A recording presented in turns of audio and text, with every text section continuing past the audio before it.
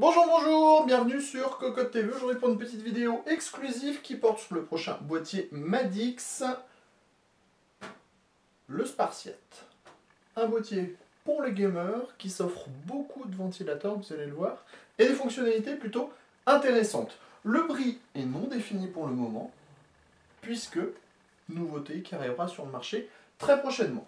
On commence avec la face avant qui est principalement en mèche, chose assez logique puisque c'est un boîtier qui se destine aux gamers. On trouve un total de 10 baies 5,25 pouces, dont une est compatible 3,5 pouces. On commence avec les petites fonctionnalités tout de suite, avec des filtres amovibles pour les deux ventilateurs 220 mm que l'on trouve derrière la façade, des ventilateurs qui sont équipés de diodes bleues.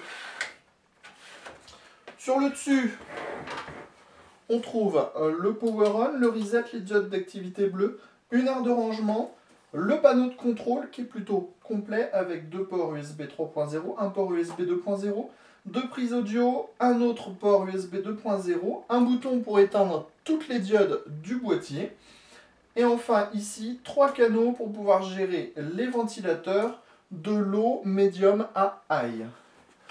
Sur le dessus, on a un dock SATA, compatible 3,5 pouces et 2,5 pouces. Et enfin, on a ici une grande grille avec deux ventilateurs 220 mm.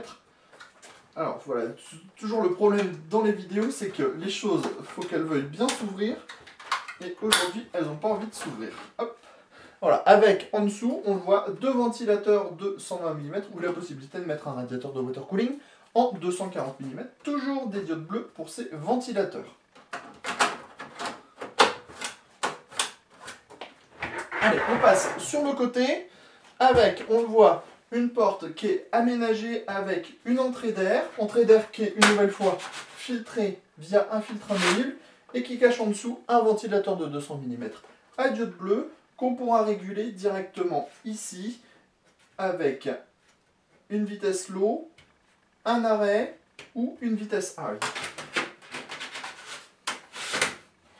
On passe à l'arrière avec les deux rallonges USB 3.0, 4 passes cloison, un ventilateur 220 mm, un emplacement pour la plaque IO chip de votre carte mère, 1, 2, 3, 4, 5, 6, 7, 8 slots d'extension, montage par vis à main, petite grille d'aération et enfin emplacement d'alimentation dans le bas.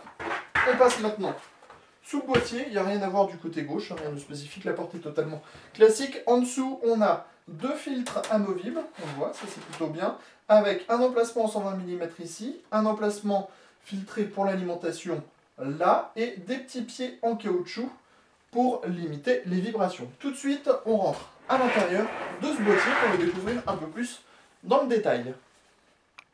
Nous voilà maintenant à l'intérieur du Spartiate. Comme on le voit, le châssis a l'air plutôt à jour, avec un large accès backplate, du câble management absolument partout, avec des petits passages additionnels ici et ici, des dispositifs pour pouvoir mettre des colliers. Par contre, pas de cache en caoutchouc. Cependant, on trouve une petite chose intéressante ici, avec une goulotte qui permettra de passer une majorité des câbles et ainsi regrouper ces différents câbles pour un montage propre. On retrouve ici le même aménagement dans un plateau qui est légèrement profilé pour pouvoir tasser des câbles derrière. Ça, c'est plutôt une chose intéressante. On va commencer avec l'avant et les 3 baies 5,25 pouces avec l'adaptateur 5,25 vers 3,5 avec un système de montage sans outils. On a ensuite les cages HDD avec un total de 8 emplacements, des cages qui sont compatibles 2,5 pouces et 3,5 pouces. Il sera possible, si l'on veut, de se séparer d'une partie des cages. Alors comme toujours, voilà, on essaie de faire la chose en direct, ce qui n'est pas toujours la meilleure chose. On pourra se séparer de la cage du milieu si on a par exemple une grande carte graphique à installer. On voit au passage qu'on a deux ventilateurs de 120 mm devant chaque cage. Le plateau central, on l'a vu, on va passer dans le bas, histoire de découvrir ici l'emplacement de l'alimentation, moussé, filtré, et un emplacement 120 mm filtré. À l'arrière, on retrouve notre ventilateur de 120 mm, les passes-cloisons dans le haut, 8 slots d'extension avec un système de montage par vis à main.